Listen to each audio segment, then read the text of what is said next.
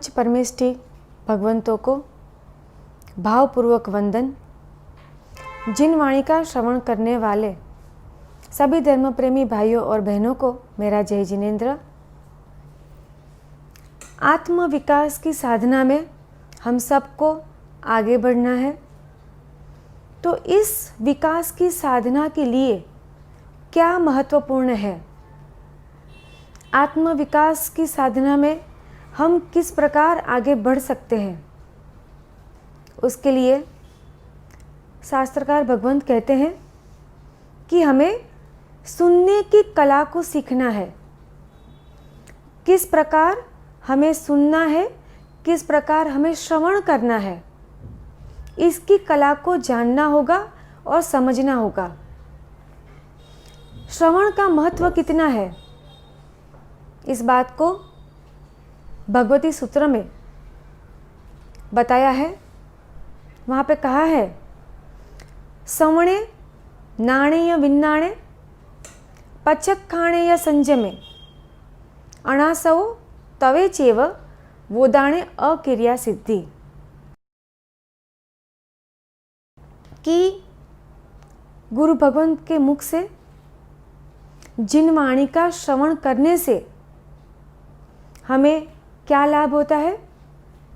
श्रवणे नाणेय विन्नाणे, श्रवण से श्रुत ज्ञान की प्राप्ति होती है। श्रुत ज्ञान से हमें विज्ञान की प्राप्ति। विज्ञान का अर्थ है कि हेय और उपादेय क्या है, इसकी जानकारी होना। आत्महित के लिए हमें क्या करना है और क्या नहीं करना, इसकी जानकारी हमें प्राप्त होती है। तत्पश्चात जब ये जानकारी हमें मिल गई कि आत्महित के लिए क्या छोड़ना है और क्या ग्रहण करना है, क्योंकि हे का अर्थ है छोड़ना और उपादेय का अर्थ है ग्रहण करना, तो हम हे वस्तु का त्याग करेंगे। इस प्रकार जीव व्रत नियम पचखाण को धारण करता है और संयम रूपी फल को प्राप्त करता है।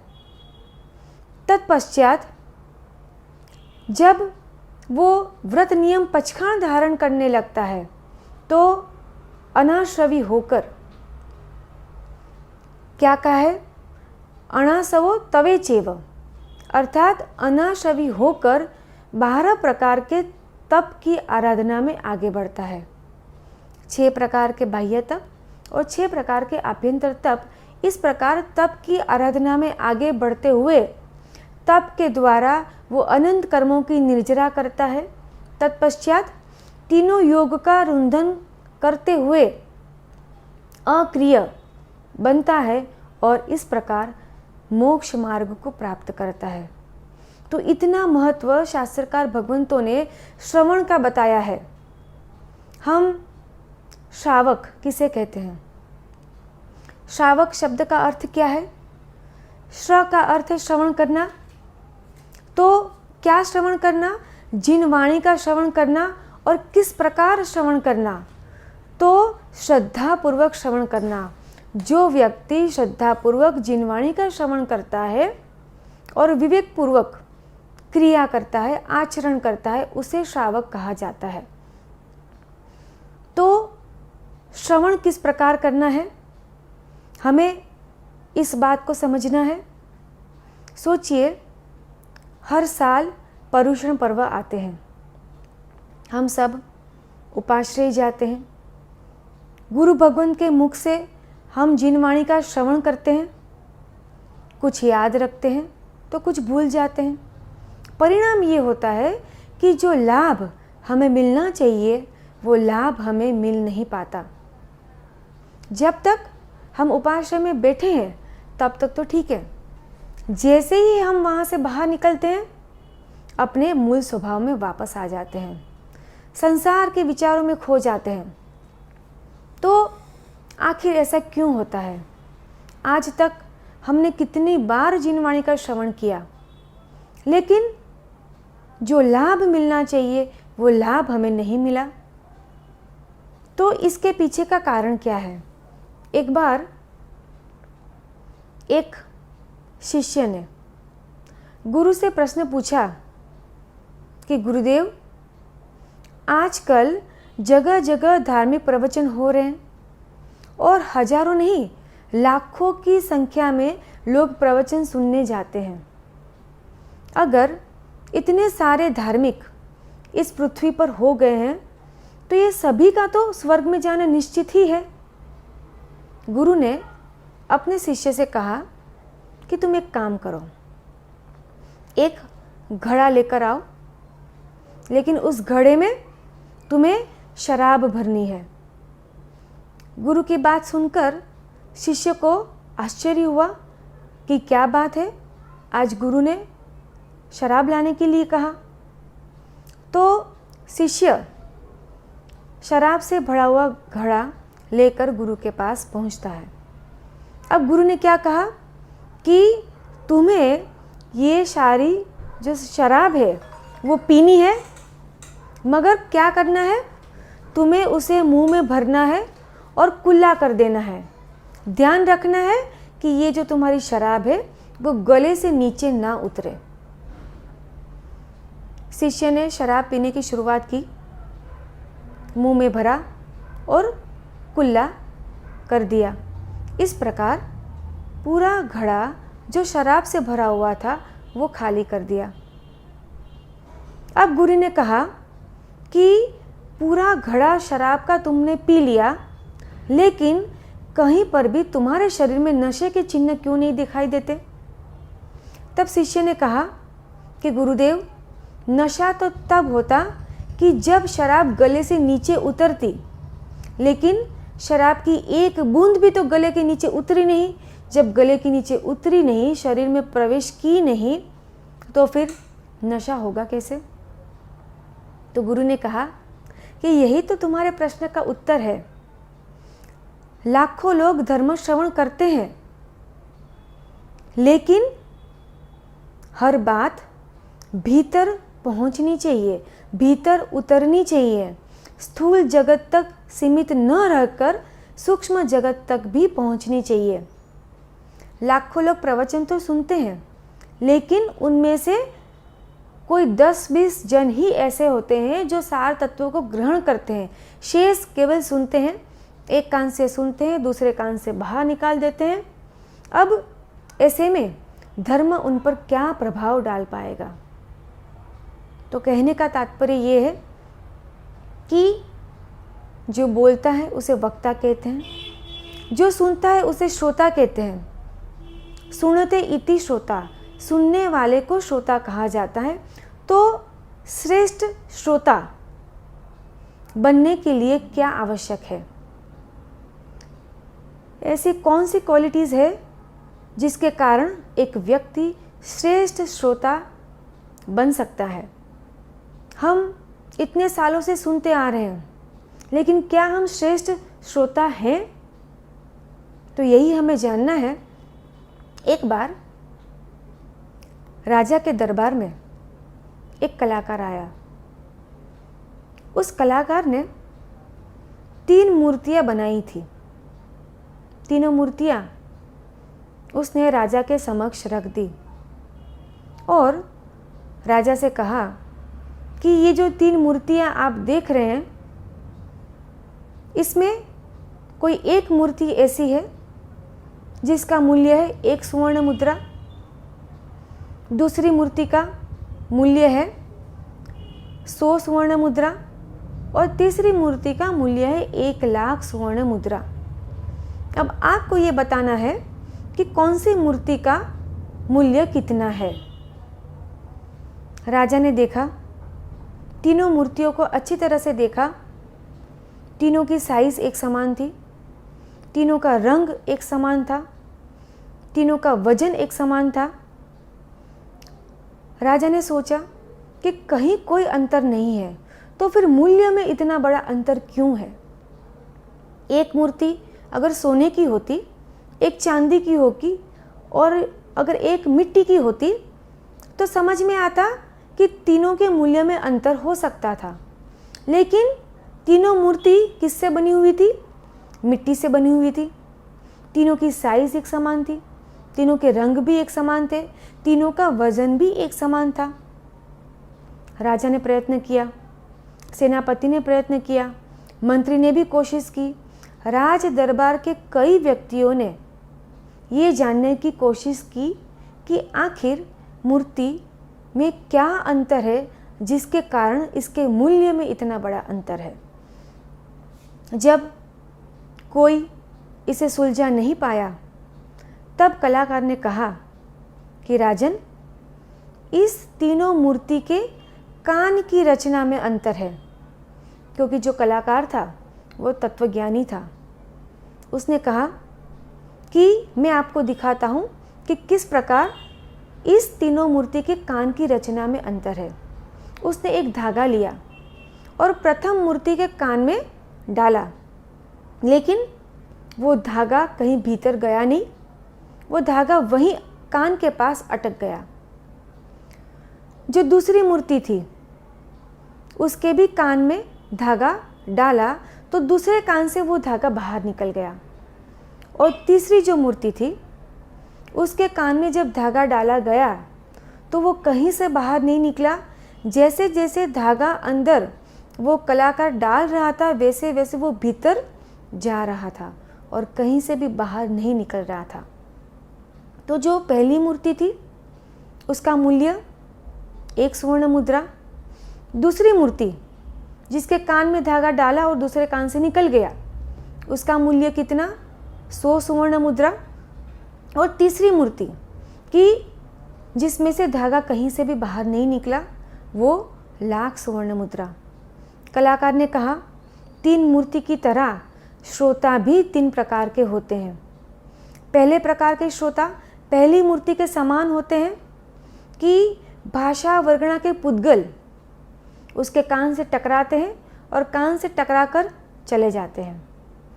जो दूसरे प्रकार के श्रोता है वो दूसरी मूर्ति के समान जब वो प्रवचन सुनते हैं तब जब तक वो उपाश्रय में बैठे हैं, जब तक वो सुन रहे हैं तब तक ठीक है, लेकिन जैसे ही उपाश्रय से बाहर निकलते हैं संसार में ऐसे उलझ जाते हैं कि वापस अपने मूल स्वभाव में आ जाते हैं।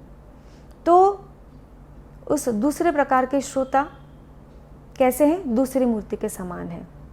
और तीसरे प्रकार के जो श्रोता है वो तीसरी मूर्ति के समान है कि जब वे प्रवचन सुनते हैं तो जब प्रवचन सुनते हैं तो न केवल वो सुनते हैं, श्रवण करते हैं, बल्कि हृदय में उस ज्ञान को धारण करते हैं। और न केवल हृदय में उस ज्ञान को धारण करते हैं बल्कि उस धारण किए हुए ज्ञान पर चिंतन मनन करते हैं और चिंतन मनन करके तत्वज्ञान के मोती को प्राप्त करते हैं। तो श्रेष्ठ श्रोता कौन है? तीसरे प्रकार के जो श्रोता है वो श्रेष्ठ श्रोता है और उसी का आध्यात्मिक जगत में मूल्य है। भर्तृहरि जी नाम के एक संत हो गए, उन्होंने भी श्रोता के 3 प्रकार बताए हैं। उन्होंने कहा कि कुछ श्रोता लोहे की गर्म भट्टी के समान होते हैं जिसमें पानी की एक बूंद अगर डाल दी जाए तुरंत वो नष्ट हो जाती है।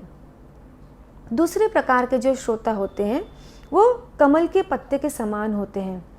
कमल के पत्ते के ऊपर जब पानी की बूंद गिरती है तो कुछ समय तक ही वहाँ पे रह पाती है, जैसे ही हवा का झोंका आता है वो पानी की बूंद चली जाती है। और तीसरे प्रकार के जो श्रोता होते हैं वो स्वाति नक्षत्र पे जो छीप, उस छीप के अंदर जब पानी की बूंद गिरती है तब उसमें से मोती प्रकट होता है। ठीक उसी प्रकार तीसरे प्रकार के जो श्रोता होते हैं उनके हृदय की बूंद पर, उनके हृदय की भूमि के ऊपर जब जिनवाणी की बूंदें गिरती है तब वो श्रोता चिंतन मनन के माध्यम से उसमें से तत्वज्ञान के मोती को प्राप्त करते हैं। तो ऐसे प्रकार के जो श्रोता होते हैं वो श्रेष्ठ कैटेगरी के श्रोता माने जाते हैं। श्रोता और चिंतन मनन का गहरा संबंध है। श्रेष्ठ श्रोता वही है जो न केवल सुने बल्कि सुनने के बाद चिंतन मनन करें। अक्सर हम क्या करते हैं कि प्रवचन तो सुन लेते हैं, लेकिन सुनने के बाद तुरंत हम भूल जाते हैं कि हमने क्या सुना। 5-10 साल पहले अगर कोई घटना, कोई प्रसंग ऐसा हो जाता है, उसे हम याद रखते हैं, वो हमें याद रह जाता है, लेकिन 2 घंटे पहले हमने प्रवचन में क्या सुना ये हमें याद नहीं रहता। इसका कारण क्या है कि सुनने के बाद हमने क्या सुना। आज के इस प्रवचन के विषय में ऐसी कौन सी खास बात थी जो मेरे जीवन के साथ जुड़ी हुई है, जो मुझे मेरे जीवन में अप्लाई करनी है, कहाँ मेरी गलती हो रही है, किस तरह से मुझे सुधार करना है। इस प्रकार का यदि चिंतन मनन किया जाए तब हमें जिनवाणी याद रहती है। तो श्रोता और चिंतन मनन, श्रेष्ठ श्रोता वही है जो चिंतन मनन करे। और चिंतन मनन को शास्त्र में क्या कहा है? अनुप्रेक्षा करना। चिंतन मनन यानी कि अनुप्रेक्षा। तो अनुप्रेक्षा किसका प्रकार है? 12 प्रकार के जो तप है, 6 बाह्य और 6 आभ्यंतर तप, उसमें से आभ्यंतर तप में एक प्रकार है स्वाध्याय तप। तो स्वाध्याय तप के विषय में उत्तराधीन सूत्र में क्या बताया कि सज्जाई समो तवो नथी, अर्थात स्वाध्याय के समान दूसरा कोई तप नहीं है। इतना महत्व स्वाध्याय तप को दिया गया। जब परमात्मा से पूछा गया सज्जायणम भन्ते जीवे किम जणिये, स्वाध्याय करने से जीव को क्या लाभ होता है, तब परमात्मा ने कहा सज्जायणम नाणावर्णिजम कम्मम खवेई, अर्थात स्वाध्याय करने से ज्ञानावर्णीय कर्म की निर्जरा होती है। और इस स्वाध्याय तप के 5 प्रकार जो है, वाचना, पृछना, परावर्तना, अनुप्रेक्षा और धर्म कथा, तो उसमें जो चौथा प्रकार है अनुप्रेक्षा, जिसे चिंतन मनन कहा जाता है। तो उस अनुप्रेक्षा का महत्व क्या है? उत्तराधीन सूत्र के 29वें अध्ययन, जिसका नाम है सम्यक पराक्रम, उसमें परमात्मा को पूछा गया कि अणुपेहायणम बनते जीवे किम जणिये, अर्थात अनुप्रेक्षा करने से, चिंतन मनन करने से जीव को क्या लाभ होता है। तब परमात्मा ने कहा कि चिंतन मनन करने से जीव आयुष्य कर्म को छोड़ के अन्य 7 कर्म की प्रगाढ़ जो प्रकृति है, उस प्रकृति के बंधन को शिथिल करता है, दीर्घकालीन स्थिति को अल्पकालीन करता है, बहुप्रदेशों को अल्प प्रदेशों में परिवर्तित करता है, तीव्र रस को मंद रस में परिणत करता है। ऐसा जीव जो चिंतन मनन करता है वो अशाता वेदनीय का बंध नहीं करता है और शीघ्रता से इस संसार परिभ्रमण से मुक्त हो जाता है। तो ये है चिंतन का महत्व कि श्रवण करने के बाद हम उस पर चिंतन मनन करें, और इस चिंतन मनन करने से, ये जो चिंतन मनन करना, ये श्रेष्ठ श्रोता का लक्षण है। भारतीय साहित्य में इस विषय को समझने के लिए 3 मकड़ों की कथा अत्यंत ही प्रचलित है। एक बार 3 मकोड़े भोजन की तलाश में निकले। तलाश करते करते एक वृक्ष के पास पहुंचे। अब वो वृक्ष किसका था? नीम का पेड़ था, वो नीम का वृक्ष था। नीम कैसा होता है हम जानते हैं, कड़वा होता है, नीम के पत्ते कड़वे होते हैं। अब ये जो 3 मकोड़े थे, पहला मकोड़ा वो वृक्ष की जड़ों के आसपास घूम रहा है। दूसरा मकोड़ा जो था उसने थोड़ी और हिम्मत बढ़ाई, उसने थोड़ा पुरुषार्थ बढ़ाया और वो थोड़ा आगे चढ़ गया और पत्ते तक पहुंचा। तीसरा जो मकोड़ा था उसने और ज़्यादा पुरुषार्थ किया, और ज़्यादा मेहनत की और टहनियों के पास पहुंचा, उससे आगे पत्तों के पास पहुंचा और पत्तों से भी आगे निबोरियों के पास पहुंच गया। निबोरियाँ पक चुकी थी उसमें रस उत्पन्न हो चुका था। जैसे ही उसने अपना मुख मारा, उसे कैसा अनुभव हुआ? उसे अत्यंत ही मिठास का अनुभव हुआ, अत्यंत ही आनंद का अनुभव हुआ, मधुरता का अनुभव हुआ, और वो तो वहीं बैठकर रसपान करने लगा। उसने अपने दोनों साथियों को चिल्लाते हुए कहा कि तुम दोनों वहाँ पे क्या कर रहे हो?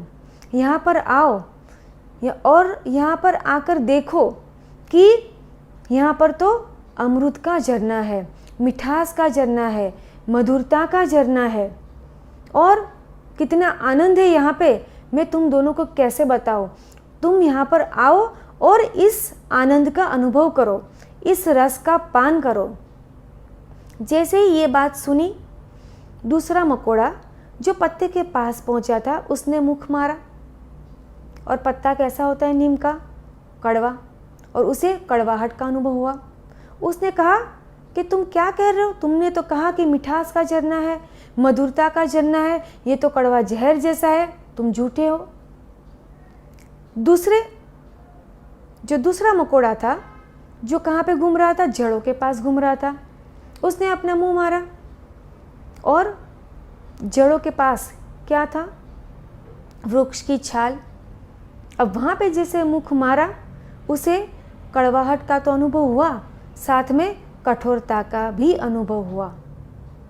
उसने भी अपने उस तीसरे साथी से क्या कहा कि तुम एक नंबर के झूठे हो।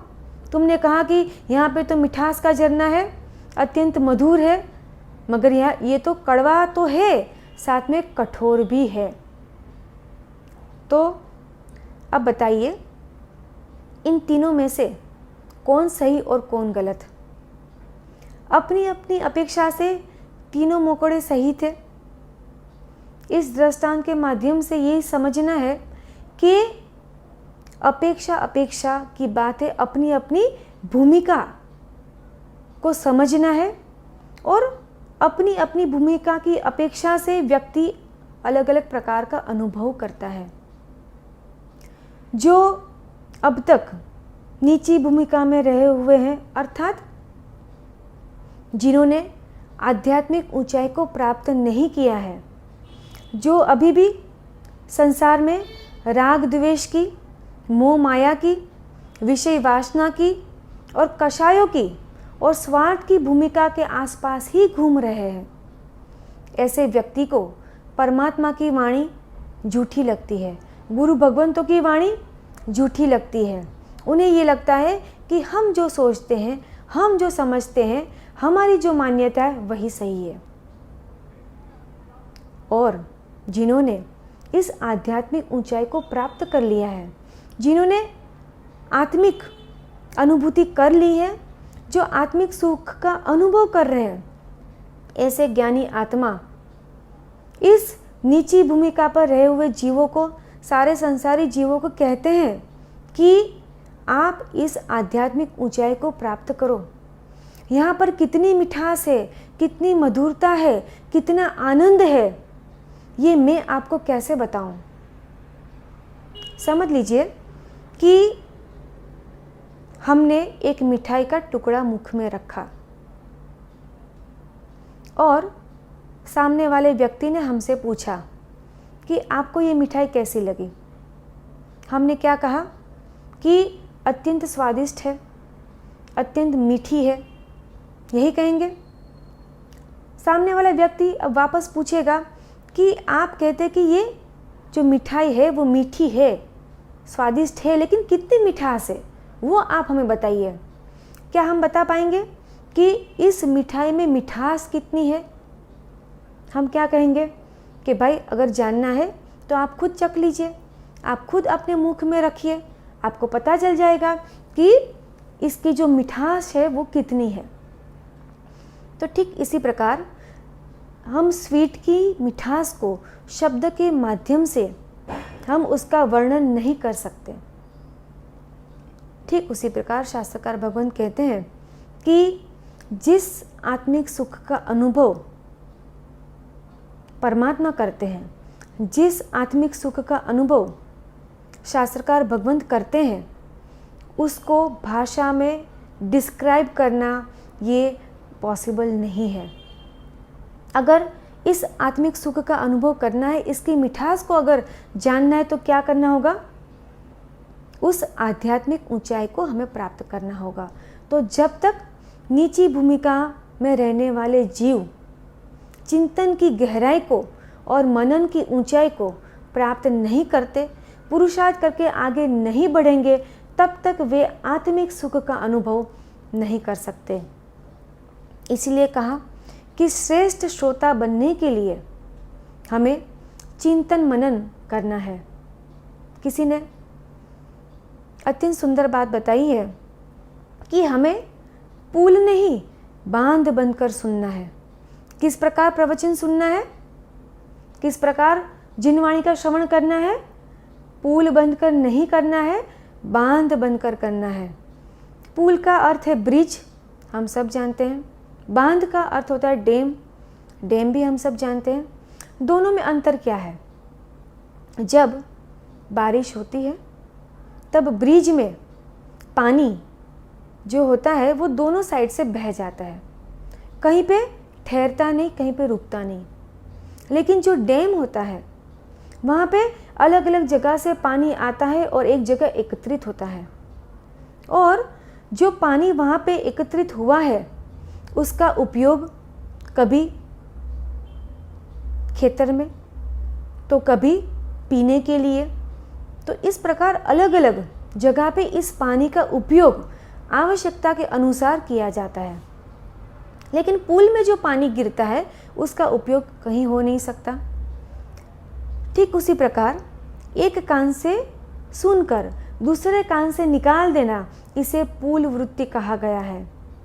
और ज्ञान सुनने के बाद दिमाग में, अपने मन में उसे स्थिर करना और आवश्यकता के अनुसार उस ज्ञान का आत्महित के लिए उपयोग करना, ये बांध वृत्ति है।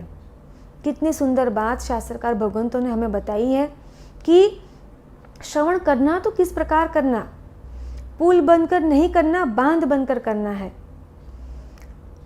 सोचिए कि हमने कितनी बार ये सुना, हर पर्युषण पर्व में हम ये बात सुनते हैं, क्षमा वीरस्य भूषणम, क्षमा ये वीरों का आभूषण है, हमें क्षमा को धारण करना है, हमें क्षमाशील बनना है, क्षमा आत्मा का गुण है।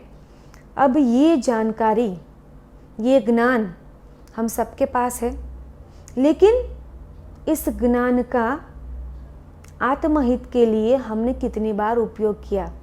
जानकारी तो हमारे पास है, लेकिन इसका उपयोग हमने कितनी बार किया? कितनी बार हमने क्षमा धारण की? कितनी बार हमने क्रोध को नियंत्रण में रखा? ठीक इसी प्रकार हम हर साल पर्युषण पर्व में सुनते हैं, अहिंसा परमो धर्म, जीव दया हमें करनी चाहिए, जैन का पालन करना चाहिए।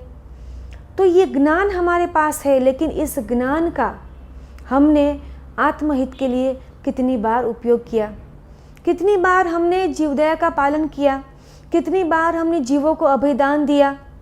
ये एक सोचने जैसा प्रश्न है। युधिष्ठिर के जीवन का एक प्रसंग है। ये उस समय की बात है जब युधिष्ठिर गुरुकुल में पढ़ा करते थे। एक बार उनके गुरु ने सब विद्यार्थी को एक श्लोक दिया। अत्यंत छोटा सा श्लोक था, क्षमा कुरुम, और सबको कंठस्थ करने के लिए कहा। अब इतना छोटा सा श्लोक किसे याद नहीं रहेगा? सबको याद रह गया, लेकिन युधिष्ठिर को ये याद नहीं रहता है। रोज गुरु पूछते हैं कि क्या तुम्हें याद हो गया? युधिष्ठिर कहते हैं नहीं, और दूसरे जो विद्यार्थी थे वो उनको चिढ़ाते, उनकी मजाक उड़ाते, उन पर हंसते। लेकिन जो युधिष्ठिर थे उनकी तो सोच ही कुछ अलग थी। इस तरह काफ़ी दिन जाने के बाद गुरु ने वापस एक दिन पूछा कि क्या तुम्हें वो श्लोक याद रह गया? युधिष्ठिर ने कहा कि नहीं। अब गुरु को इतना गुस्सा आया कि गुरु ने एक चांटा युधिष्ठिर को लगा दिया। तब युधिष्ठिर ने कहा कि अब मुझे ये श्लोक याद हो गया। तब गुरु ने पूछा कि क्या मैंने तुम्हें चांटा मारा इसलिए याद रहा? तब युधिष्ठिर ने कहा कि नहीं, आपने चांटा मारा इसलिए याद नहीं रहा, लेकिन मेरी ये मान्यता है, मेरा ये मानना है कि जो ज्ञान आत्महित के लिए अगर आप उसका उपयोग नहीं करते हैं तो वो ज्ञान नहीं, मात्र माहिती है। It is just an information. तो सच्चे अर्थ में ज्ञान वही है जिसका उपयोग आवश्यकता के अनुसार, परिस्थिति के अनुसार हम आत्महित के लिए करें। तो जब श्रेष्ठ श्रोता का लक्षण क्या है? वो अपने ज्ञान का आत्महित के लिए उपयोग करते हैं। और एक दृष्टांत है कि एक गुरु भगवान थे, उनके कई सारे शिष्य थे। कुछ ज्ञानी थे, कुछ तपस्वी थे, कुछ वैयावच करने वाले थे। इन इतने सारे शिष्यों में उनका एक शिष्य ऐसा था जो मंद बुद्धि था, अर्थात उस शिष्य को ज्ञानावण्य कर्म का इतना तीव्र उदय था कि उसे कुछ भी याद नहीं रहता था। इसलिए वो दुखी भी रहता था, क्योंकि बाकी सारे जो शिष्य थे वो काफ़ी आगे निकल चुके थे। उन्होंने कितने सारे शास्त्र कंठस्थ कर लिए थे और ज्ञान आराधना इतनी अच्छी तरह से हो रही थी, और ये जो शिष्य था वो ज्ञान की आराधना नहीं कर पा रहा था क्योंकि उसे कुछ याद नहीं रहता था, दुखी रहता था। लेकिन गुरु ने कहा कि तुम्हें दुखी रहने की आवश्यकता नहीं है, मैं तुम्हें अत्यंत छोटा सा सूत्र देता हूँ, बस तुम इस सूत्र को कंठस्थ करो, इसके अर्थ को समझने का प्रयत्न करो। और गुरु ने कहा, माँ रुष माँ तुष, तुम्हें इतना ही याद रखना है, माँ रुष और माँ तुष। इसका अर्थ है कि न किसी के ऊपर राग करना है और न ही किसी के ऊपर द्वेष करना है। मगर इस शिष्य का ज्ञानावण्य कर्म का इतना तीव्र उदय था कि उसे इतनी सी छोटा सा सूत्र भी उसे याद नहीं रहता है, और वो क्या रटने लगा? मास्तुस मास्तुस, मारुष मातुष के बदले मास्तुस रटने लगा। लेकिन इस सूत्र का, इस छोटे से सूत्र का अर्थ उसने हृदयगम कर लिया। मास्तुस का अर्थ होता है उड़द का छिलका। वो हमेशा ये सोचता कि जिस प्रकार उड़द अलग है, उड़द का छिलका अलग है, ठीक उसी प्रकार शरीर अलग है और आत्मा अलग है। शरीर का स्वभाव अलग है और आत्मा का स्वभाव अलग है।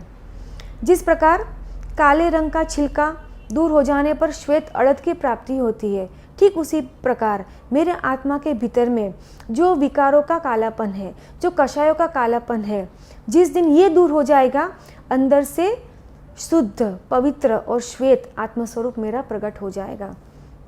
कई बार इस मुनि के साथ, क्योंकि वे मास्तुस रटा करते थे, तब से उनका नाम मास्तुस मुनि पड़ गया।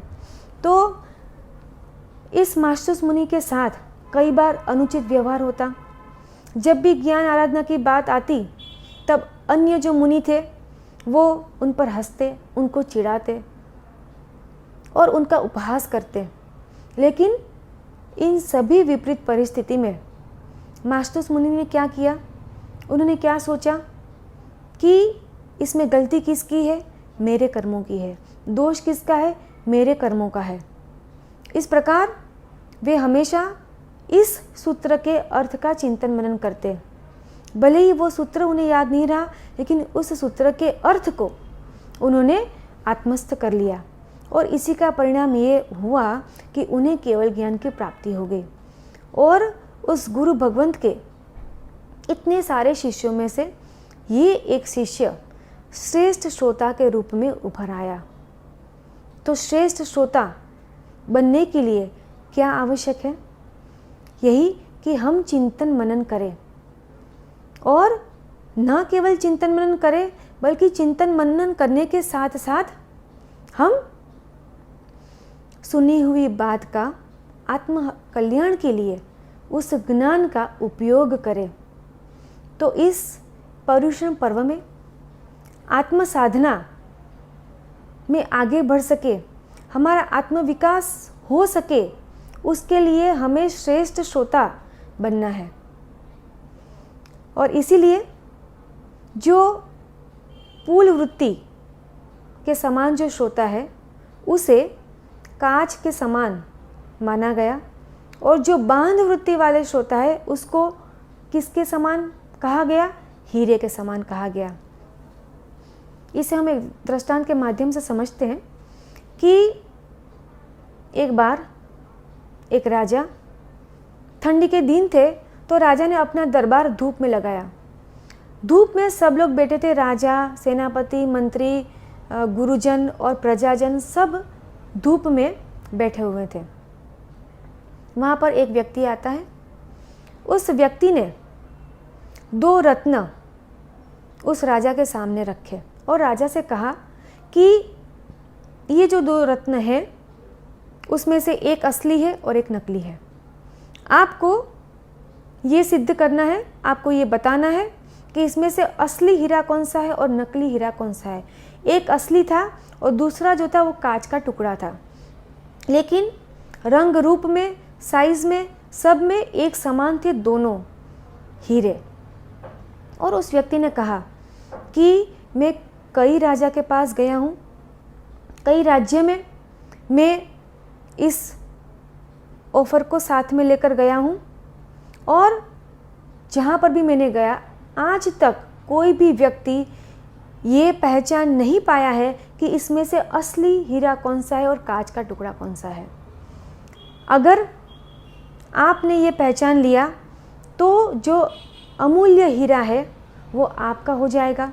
अगर आप पहचान नहीं पाते हैं तो इस हीरे की जो मूल्य है उतना मूल्य आपको मुझे चुकाना होगा।